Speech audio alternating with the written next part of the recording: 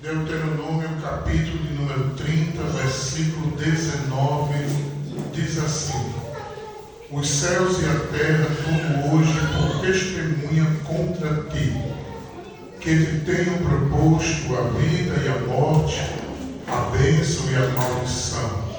Escolhe, pois, a vida, para que vivas tu e a tua semente. Meus irmãos, nós estamos falando sobre decisões e os seus efeitos. Nós vimos em primeiro ponto que a decisão, ela, em nossas vidas, ela não pode ser uma decisão por vista ou pelo calor das emoções. Nós fizemos aqui o comparativo, aplicamos a vida de Ló. Ló decidiu ir para as campinas, decidiu ir para a terra que era de Sodoma e Gomorra por conta da boa visibilidade que ele teve e na sua visão limitada, precária, ele entendeu que aquela terra era o melhor lugar para ele. E nós vimos qual foi o resultado. O primeiro resultado que nós vimos foi de que a decisão de Ló, por vista, lhe proporcionou prisão. Ló estava preso e a Bíblia nos diz de que Abraão foi para resgatar Ló. Nós também vimos de que a decisão de Ló, por vista, lhe proporcionou um lugar de tormenta. Nós vimos de que os homens daquela cidade eram homens maus, eram homens pecaminosos. Então a decisão, ela tomada por vista, ela pode proporcionar um lugar de tormenta, ela pode proporcionar sofrimento para a vida do ser humano. Quem diz amém? Amém. E hoje, com a ajuda do Espírito Santo, nós estaremos falando sobre o terceiro ponto de vista, à luz das Escrituras, acerca de decisões. O efeito que é promovido por más decisões.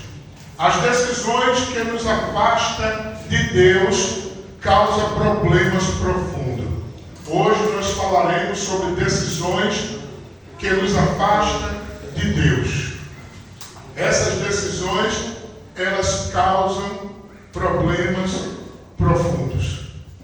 Mas nesta noite, meus queridos irmãos, queremos pontuar algumas observações de que quando se toma a decisão de se distanciar de Deus, alguns pontos que acontecem para a vida desses tais que tomam essa decisão.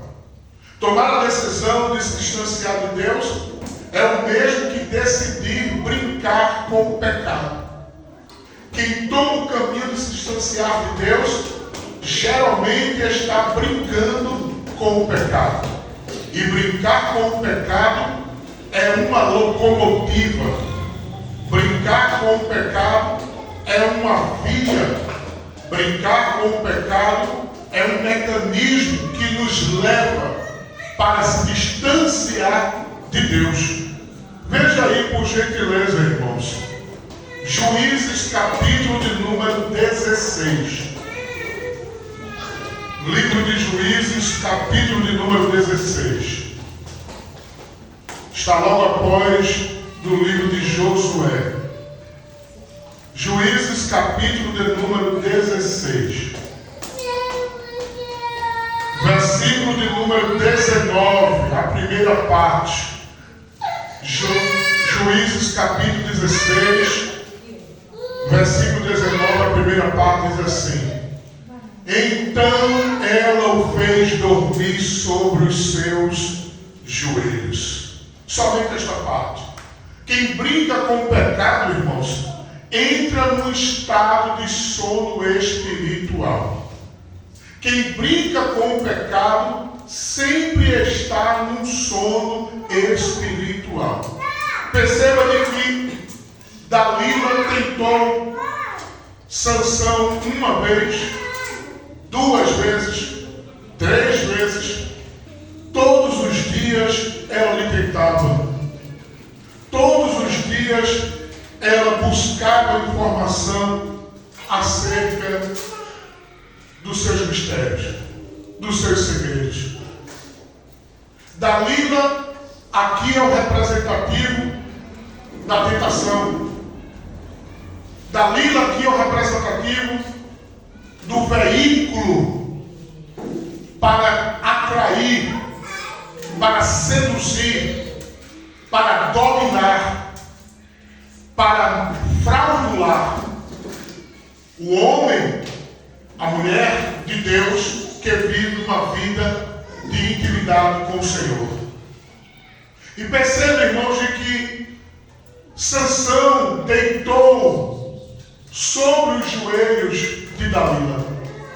E o texto diz que ele adormeceu. Então isso mostra que ele estava no sono. Um sono espiritual. Quem brinca com o pecado, irmãos, está no sono espiritual. Veja o que a Bíblia nos diz aí, Atos capítulo 20, versículo de número 7. Atos capítulo de número 20, versículo de número 7, até o versículo número 10 diz assim: no primeiro dia da semana, juntando-se os discípulos para partir o pão, Paulo, que havia de partir no dia seguinte, falava com eles e alargou a prática até a meia-noite. Havia muitas luzes no cenáculo, onde estavam juntos, e estando certo jovem, por nome de Eutico, assentando numa janela, caiu do terceiro andar. E por que ele caiu?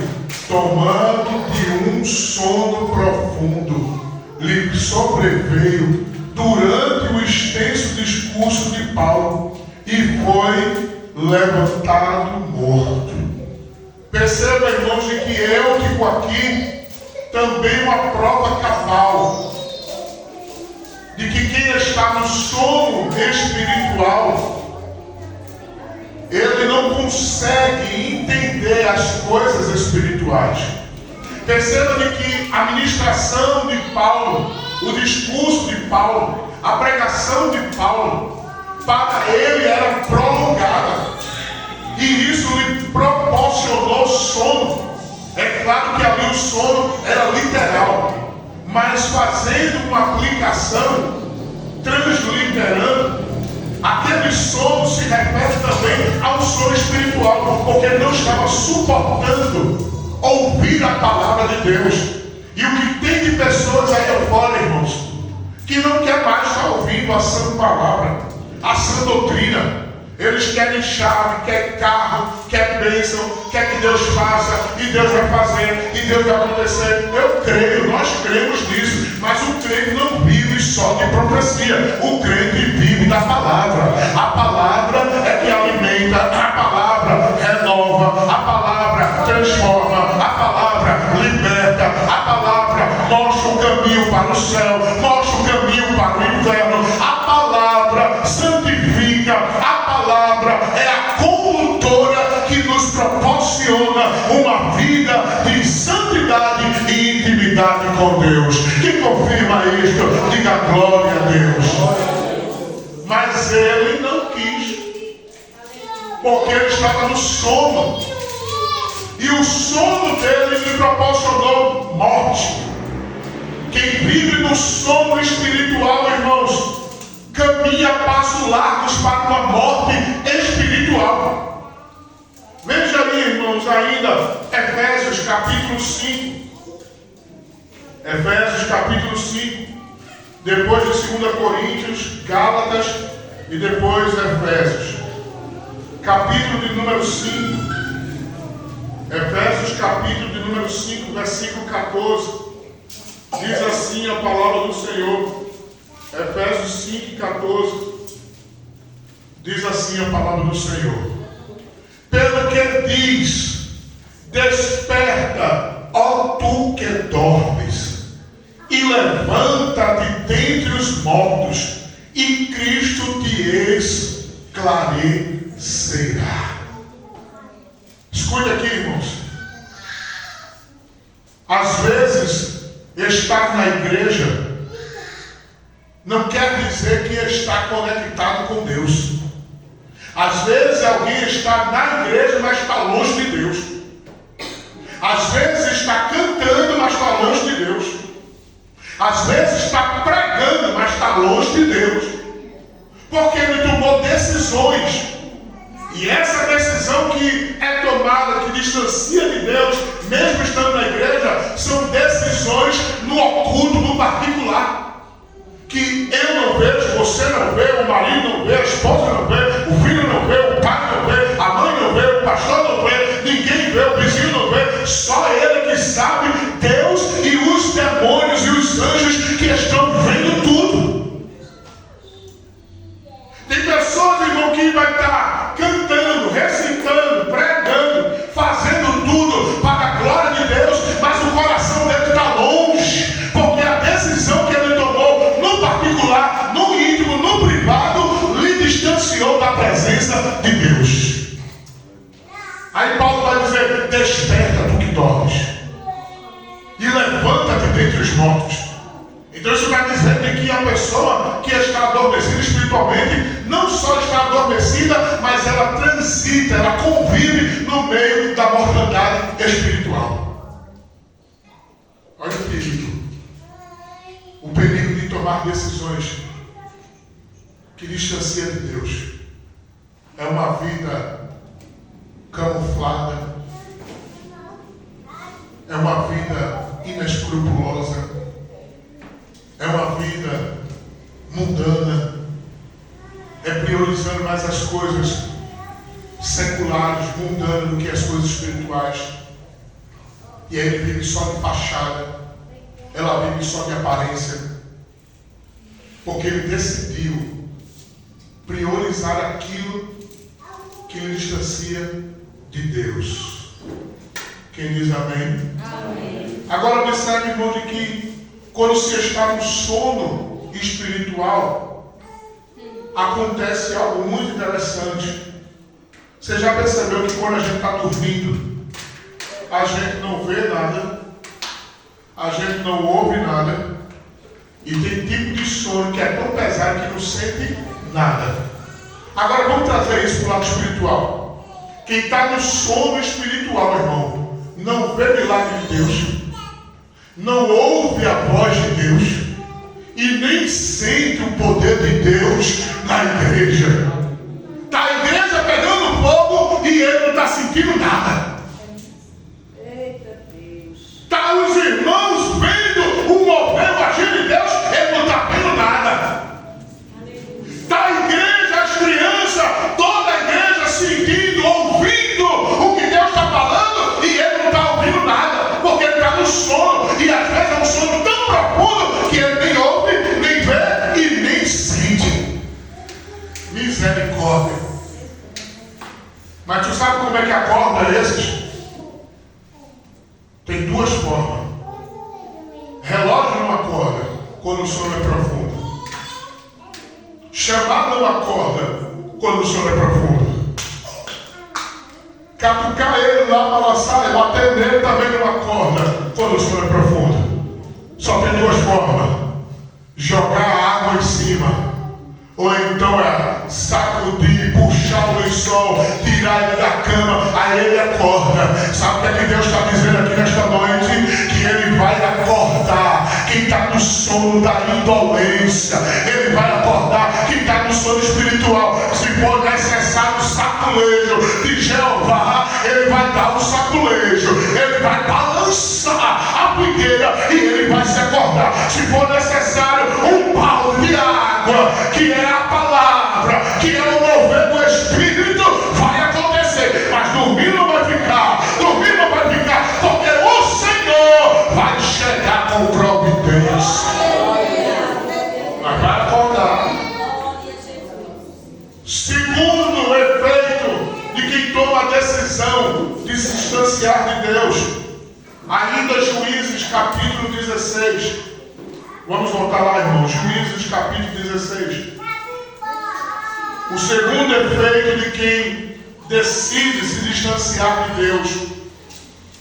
Veja aí. Segundo efeito, Juízes capítulo 16, versículo 19 ainda. Agora a parte B. Veja aí. Capítulo 16 de Juízes, versículo 19. A parte B diz assim: e chamou um homem e rapou-lhe as 7 tranças do cabelo da sua cabeça e começou a afligi-lo. E o que aconteceu, irmãos? E retirou-se dele a segunda coisa que a gente observa, irmãos, de quem toma a decisão de se distanciar de Deus. A primeira é o sono espiritual, ou o sono da indolência, o sono espiritual. A segunda, olhando para esse versículo aqui, é a perca da força e do vigor espiritual. Veja que ele caiu em sono sobre o joelho de Dalila, sobre o joelho do pecado, da tentação, cedeu, relaxou, e agora ele perde as forças, ele perde o vigor. Irmãos, quem brinca com o pecado, quem escolhe e decide se distanciar de Deus, ele perde as forças espirituais.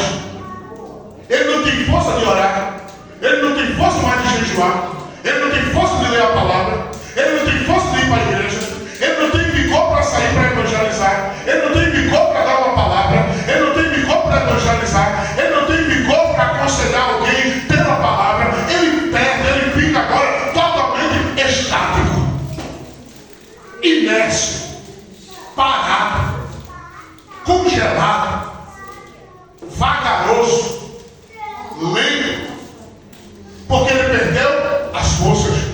Mas ele perdeu as forças porque ele quis? Sim, porque ele decidiu. E automaticamente o Espírito do Senhor se afastou dele. Tem muita gente que pensa que o Espírito Santo de Deus está com ele, mas já se ausentou há muito tempo. Tem muita gente que pensa que o Espírito Santo do Senhor está com ele, mas já se afastou há muito tempo. Ele agora está lento, está lerdo, está vagaroso, está nércio, está parado, está estático, porque o Espírito Santo se ausentou dele. Quem tem, irmãos, a presença do Espírito Santo, ele é fervoroso. Quem tem a presença do Espírito Santo, escute, ele é amoroso. Quem tem a presença do Espírito Santo, irmãos, ele chora, ele se alegra na presença do Senhor. Ele tem desejo, ele tem vontade, ele tem sede de estar na casa de Deus, de estar buscando ao Senhor, de estar meditando na sua palavra. Ele não perde nenhum sequer momento, minuto, milésimo segundo de querer estar agradando a Deus. É quem tem a presença, mas quem não tem, irmãos, para ele tanto faz como tanto fez. Para quem perdeu as forças espiritualmente, irmão, ele é assim, ó. Se der eu vou. Se não der, não tem problema. Quando der eu vou. Quem perde as forças espirituais, irmão, perde a autoridade. Sabia disso? Quem perde as forças espirituais perde também a autoridade. Ele não tem mais autoridade espiritual, nem para expulsar demônios e nem na sua própria vida para dizer não à tentação, que ele perdeu as forças. Aí ele cede, aí ele faz, aí ele aceita, aí ele se contamina. A prova, uma das provas cabais de uma vida sem força espiritualmente, irmãos, é ele não reconhecer que ele precisa de ajuda do céu. Ele reconhecer a primeira forma cabal de uma pessoa que perdeu as forças espirituais, é ele não reconhecer que precisa de ajuda. Para ele está tudo normal. Não tem nenhum problema não. E tudo contribui, aponta de que ele está fraco espiritualmente, sem força. Mas para ele está tudo normal. Porque ele não reconhece a sua fraqueza, a ausência da força na sua vida. Quem diz amém? Amém.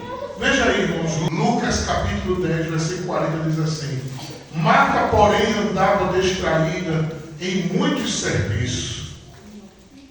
E aproximando-se disse: Senhor, não te importas que minha irmã me deixe servir só? Olha, irmão, quem perde as forças e o vigor espiritual, irmãos, vai querer que quem está perto dele faça o mesmo que ele faz. O que é que Marta estava fazendo? Trabalhando. Mas eu não estou falando aqui de trabalhar, deixar de trabalhar, não. Eu não estou mandando ninguém aqui deixar de trabalhar. O homem tem que trabalhar. O homem precisa. E quando eu falo homem, estou falando genericamente. Homem e mulher. Precisa trabalhar. Sustentar. É bíblico. Que comereis do suor, do teu esforço. É bíblico. Mas aqui, no contexto aqui, Marta estava excedendo o limite. Por que estava excedendo o limite? Veja o texto, o que é que ele diz? Adiante, vamos ler lá, irmãos. Não te importas que minha irmã me deixe servir só? Dize-lhe, pois, que me ajude. E respondendo Jesus, disse-lhe: Marta, Marta, estás ansiosa e afadigada com muitas coisas. Em outras palavras, está dizendo: Marta, tu estás sem força, tu estás sem vigor, tu estás cansada, as coisas terrenas estão te sucumbindo, as coisas do dia a dia estão tirando a tua força espiritual, ao ponto de tu não estar enxergando que Maria escolheu a melhor parte, que é estar aos meus pés. E deixa eu te dizer mais uma coisa, Marta: quem escolhe estar aos meus pés, não lhe será tirado essa decisão, porque ela escolheu estar perto de mim. Porém, tu escolheste estar distante de mim, mesmo eu estando dentro da casa, mas tu escolheu estar distante de mim com muitos afazeres. Tem pessoas que estão na casa, Jesus está na casa, mas ele escolheu as coisas da vida e o distancia de Jesus. Aí distancia de uma certa forma, de um certo ponto, de um certo nível, irmão, que ele quer também influenciar quem está ao lado dele. Ele não quer ir para a igreja e não quer que a esposa vá. Ela não quer ir para a igreja e não quer que o esposo vá. Ele não quer ir para a igreja e não quer deixar os filhos ir. E os filhos não querem ir para a igreja e não quer que a mãe vá. Não quer que o pai vá. Por quê? Porque ele está com o mesmo sentimento de Marta. Só quer produzir, produzir, produzir, e se esvaindo, e se esvairando, e se extinguindo das forças espirituais, e quer que quem esteja ao lado também se esvazie. Mas o sangue de Jesus tem poder, continua firme, com o mesmo sentimento de Maria, nos pés de Jesus, e deixa Marta como com Jesus, porque Jesus sabe dar resposta para Marta e sabe sustentar a decisão de Maria. Jesus é especialista, irmão. Jesus é especialista em tratar com os dois sentimentos. Jesus é especialista, irmão. Porque na caminhada sempre vai ter um sentimento como o de Marta na Bíblia. Afadigada, ansiosa, com muita coisa, decidiu as coisas terrenas. Marta recebeu Jesus em sua casa, porém sua decisão de priorizar o menos importante naquela hora, porque naquela hora, irmão, ela priorizou o que era menos importante. A gente não pode esquecer isso, irmão. Escute. As nossas decisões no presente é resultado no futuro. As nossas decisões no presente é colheita no futuro. O que eu decido hoje fazer, eu vou colher amanhã. Ou você está achando que ter experiência com Deus é do dia para a noite? Tem que ter decisões de renúncia. Tem que ter decisões de querer agradar a Deus. E Marta tomou a decisão dela de coisas menos importantes naquela hora. A gente tem que entender, irmãos, que nós não podemos querer abraçar algo que naquele momento não é do agrado de Deus. Nós temos que entender, irmãos, que tem coisas que Deus não se agrada. E se eu insistir nisto, eu vou sofrer consequências futuras. É simples assim. Eu vou sofrer consequências futuras. Quem entende, diga amém. Amém. Observe, irmão, de que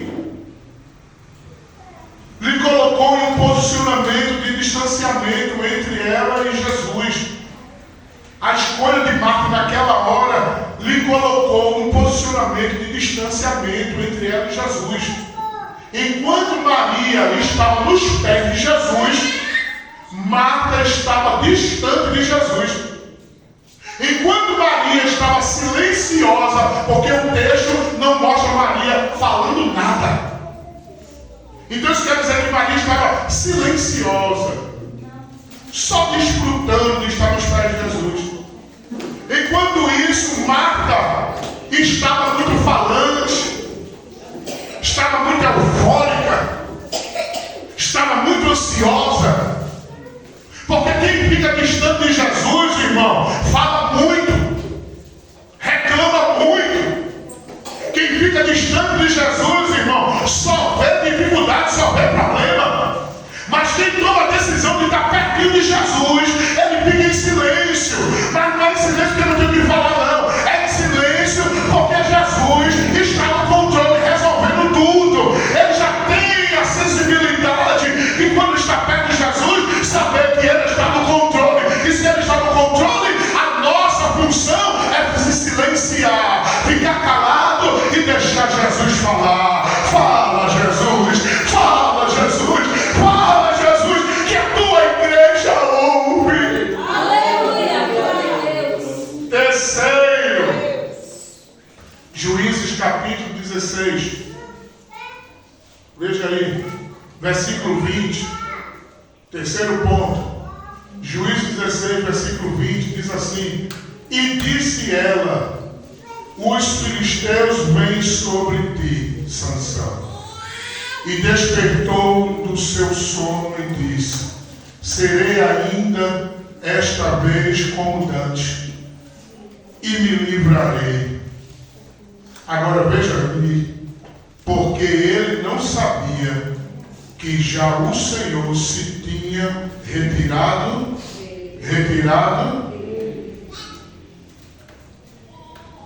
A pessoa, quando toma a decisão de se distanciar de Deus, ela entra no sono espiritual. Ela perde as forças e o vigor espiritual. E ela perde, sabe o que, irmãos? Sensibilidade espiritual. Veja o que Sansão está dizendo aqui.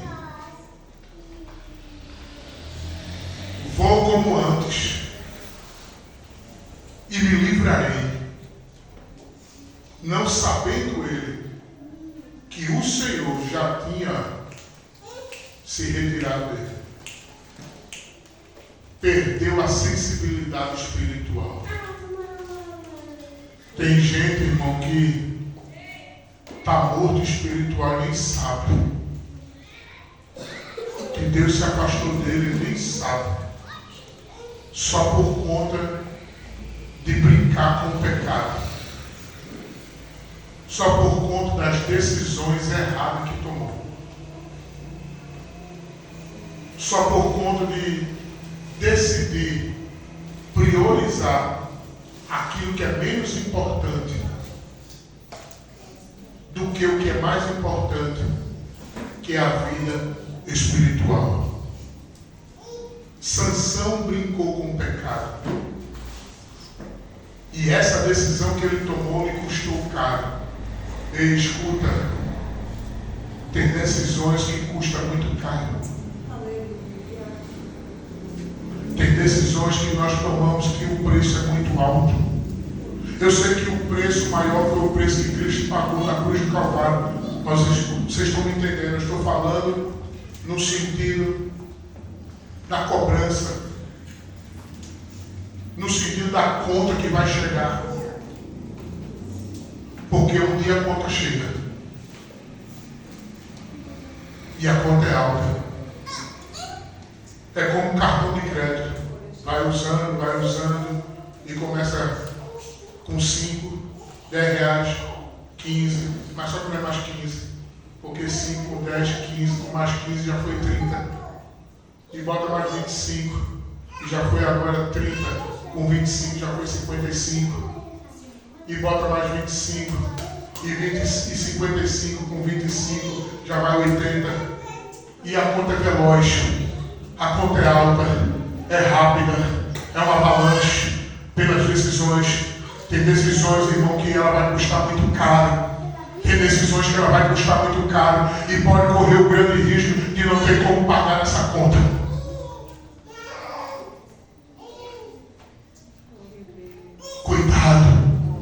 Cuidado nas decisões. Cuidado nas decisões. A decisão de Sansão lhe custou caríssimo a presença do Senhor. Olha, irmão, que me tire dinheiro, que me tire casa, que me tire roupas, que me tire carro, que me tire a saúde, que me tire o direito de ir e vir, mas que não tire a presença. A presença não, a presença não, a presença é importante, a presença é fundamental, irmão, que ainda veio lhe tirar tudo. Que o sistema que está aí, irmão, pode nos tirar o direito de adorar, o direito de ir e vir, o direito de professar a nossa fé, mas que não venha tirar a presença do Senhor. A minha decisão, a tua decisão, irmão, é ficar coladinho, juntinho com Jesus. Não larga Jesus por nada, não larga Jesus por nada. Ainda que se levante o espírito do governador, não sai do teu lugar, fica na posição, porque Deus vai nos honrar, se não for aqui na terra, mas no céu é garantido. A honra do céu é garantido e ninguém vai tomar, nem diabo, nem inferno, nem autoridade, nem governo, nem principado, nem potestade, nem fome, nem peste, nem nudez, nem altura, nem profundidade, nem morte, nada nos separará do amor de Deus. Quem crê nisso, levante a mão e glorifique o nome do Senhor. A nossa decisão tem que estar alinhada com o céu. Com o céu, irmão. Com o céu. Porque o céu ainda é melhor. Tem gente que perdeu a sensibilidade, irmão, tão grande, que se Jesus voltar agora,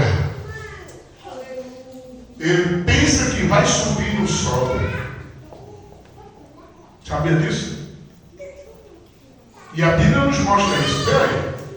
1 João. Lá no finalzinho da Bíblia.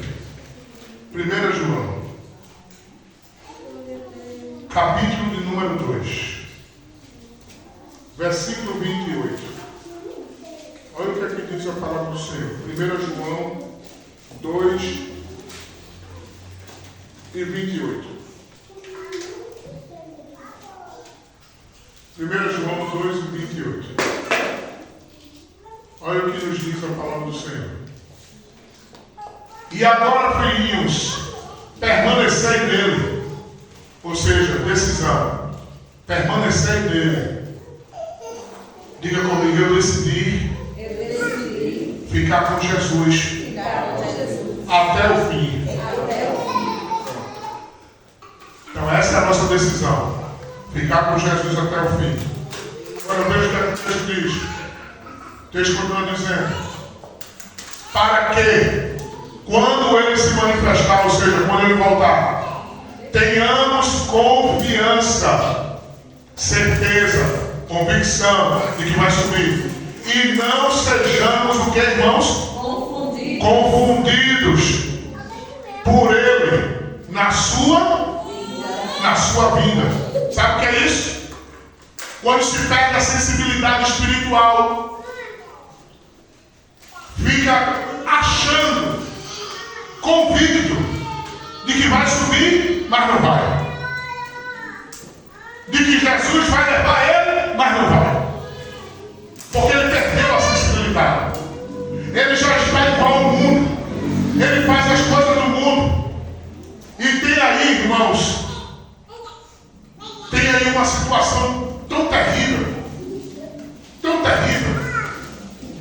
Tem aí uma prática, uma palavra utilizada tão terrível, que vai deixar muitos envergonhados no dia do Senhor.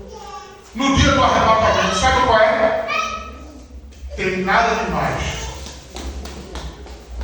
Tem nada a ver. Não é pecado. Fornicação não é pecado. Adulterar não é pecado. É o que muitos por aí estão dizendo. Viver uma vida dupla não é pecado. É o que muitos estão aí dizendo.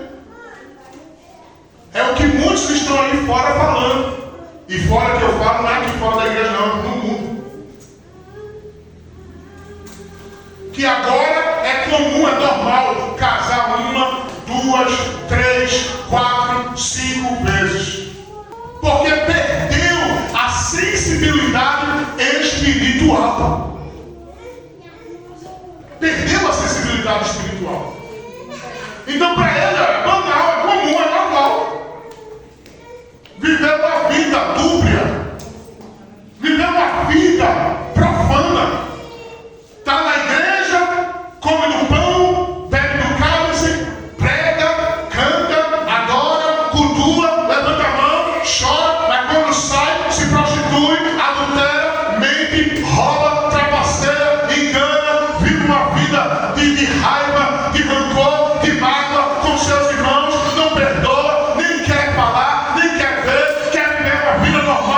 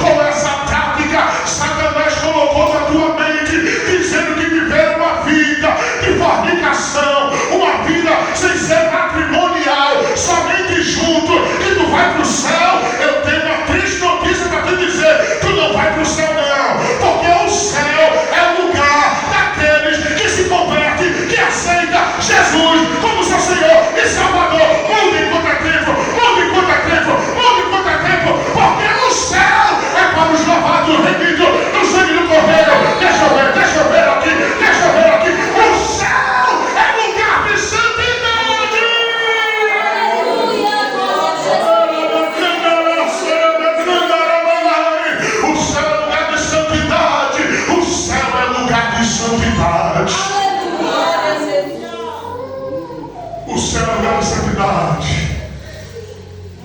Muda enquanto é tempo. Que abruma. Se tu quiseres entrar no céu de glória.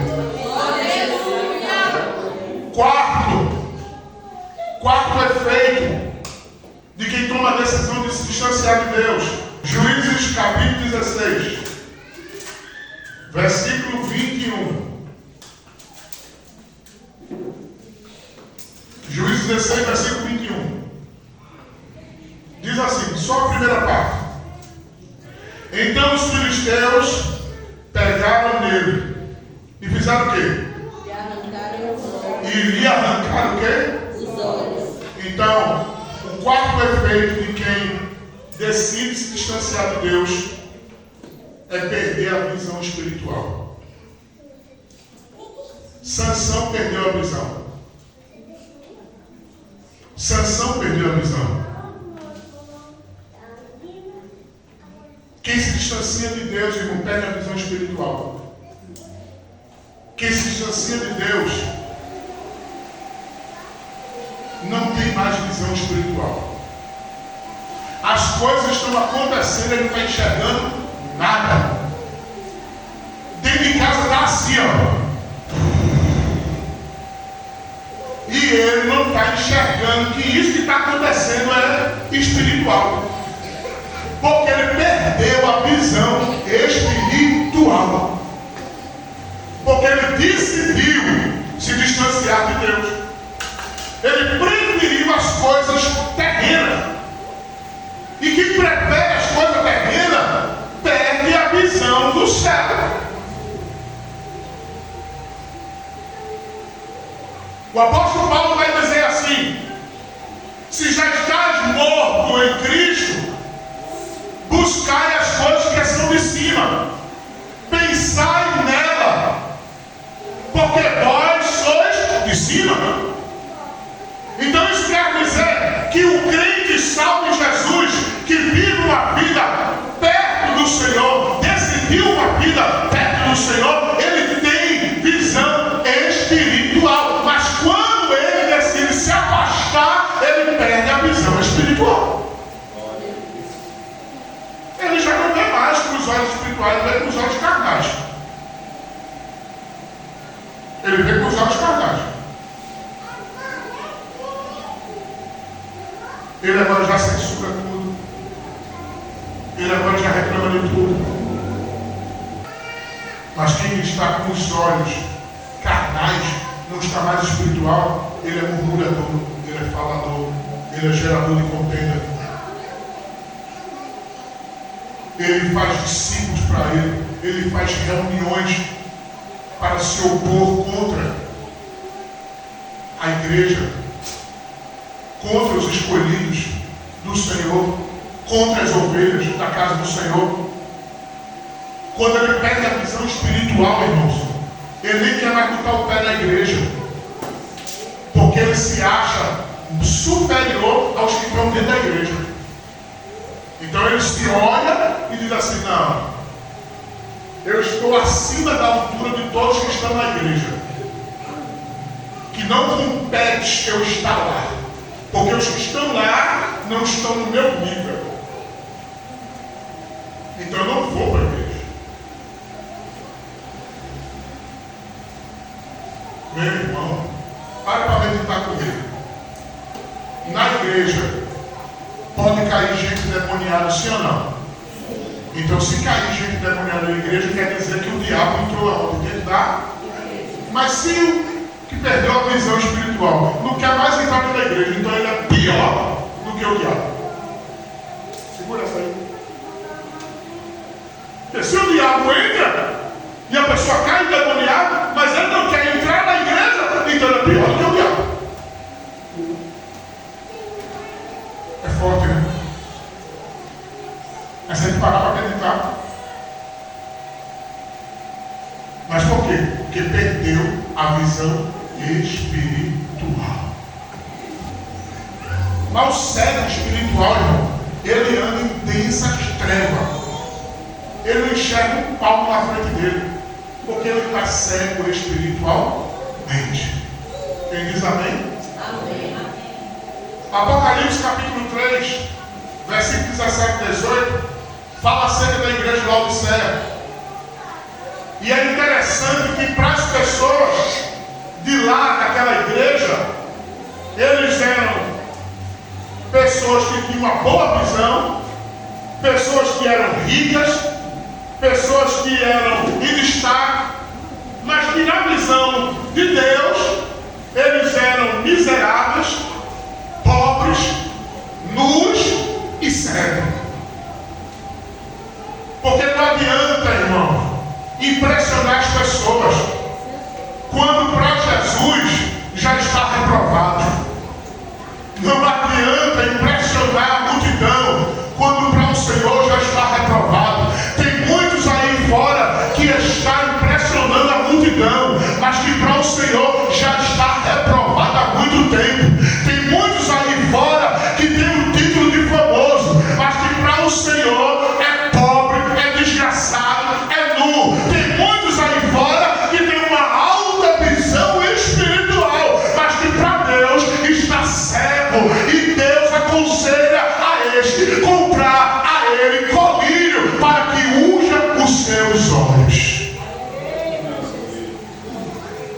Ah, como tem muitos que estão cegos espiritualmente, e que o Senhor pela palavra está dizendo: eu tenho colírio para os teus olhos, eu quero que tu volte a enxergar, eu quero que tu veja os mistérios sobrenaturais que eu tenho para a tua vida. Porque tem muitos aí, irmãos, profissionais de púlpito, tem muitos aí profissionais de cantar, cantam só para ganhar dinheiro, cantam só para ganhar likes, seguidores, pregam, fazem mensagens muito bem elaboradas, exegeticamente falando, perfeita, sem nenhuma dificuldade, mas estão cegos espiritualmente, e Deus não tem negócio com esses. Deus está nesta noite dizendo: eu tenho um colírio para os teus olhos, para que se abra e veja que o abismo está diante de ti.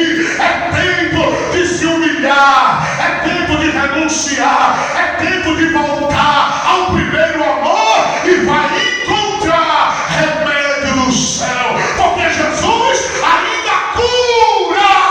Glória a Deus. Jesus ainda cura, irmãos.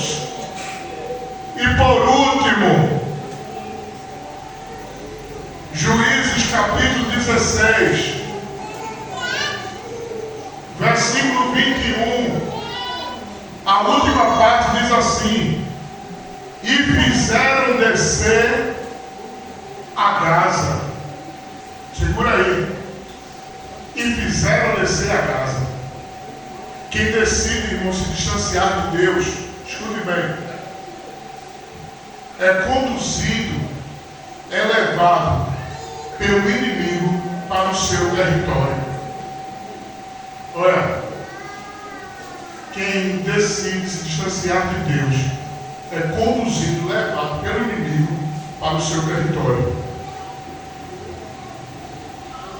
Vê o que acontece quando a pessoa se desvia. Para onde é que ela vai?